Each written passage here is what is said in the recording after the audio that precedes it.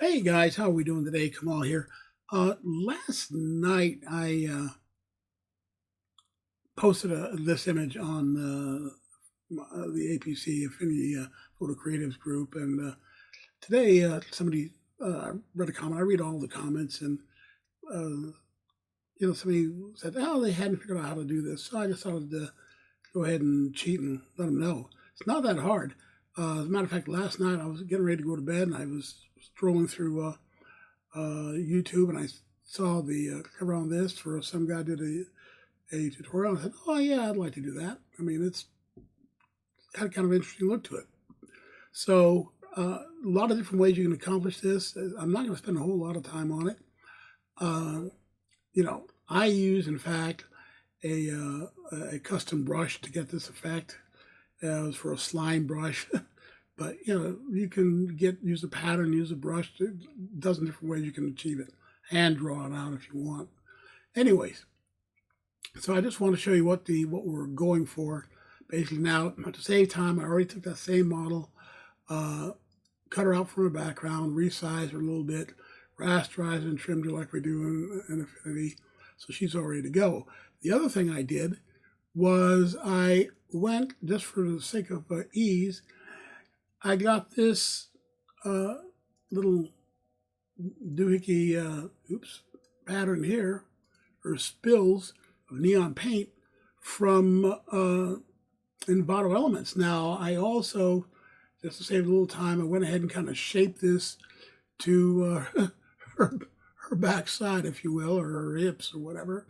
Just save a couple of minutes. It's, just use that and use mesh warp and kind of play with it to put it in place. Not a big thing. So just everything we can just to make this ready to go.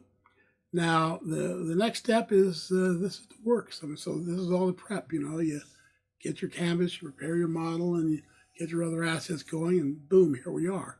So all I'm going to do, what we need to do is go up here to our little selection brush tool thingy and get a nice outline of this.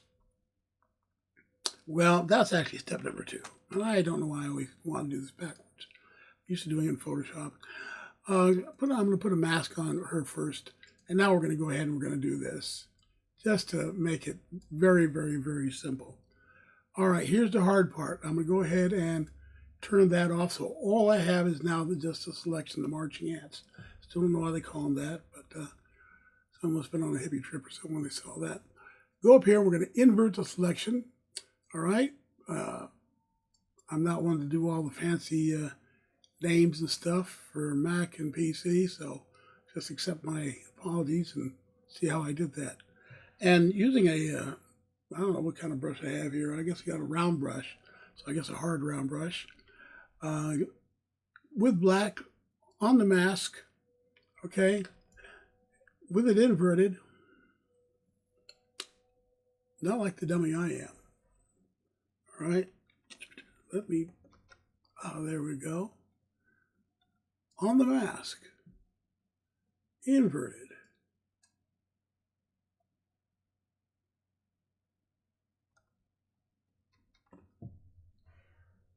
Trick number 2, make sure you have the brush selected. Okay, I'm not going to redo this just so I can correct that. Okay, there we go. Now we're painting. All right, and go up there, get all our little other assets out of the way. My apologies for you, some of you who do not like incomplete humans, but that's just the way it goes with this. Okie dokie, so we got that done. Whew, thank you. All right, now one more thing. Just above that layer, I'm going to go ahead and create another pixel layer. I'm going to go ahead and invert my selection once again. So now we're kind of back to normal. I'm going to take this color picker and I'm going to go up here and get kind of like a little dark red, just slightly darker than what her gown is. Yeah, just like right in there somewhere. There we go. That's nice. Okay, it's my foreground color. With my my brush selected, let's use a soft brush. It's going to make it a lot nicer.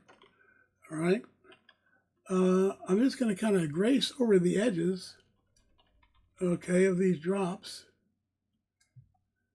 And we can do all kinds of stuff with it if you want. You can put little highlights on it and spectral lighting and make it all look fancy.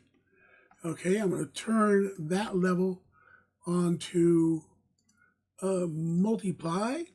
Go up here, take my level options, and bring it over here and just take the fill opacity down. Just there's not as much paint there, you see, but just kind of just enough there like this.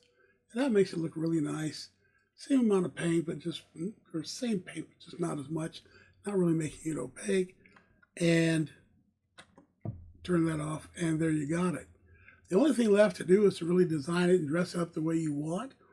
You know, put a shadow down here underneath, put whatever background you want. But this was just a down and dirty on how we get this effect.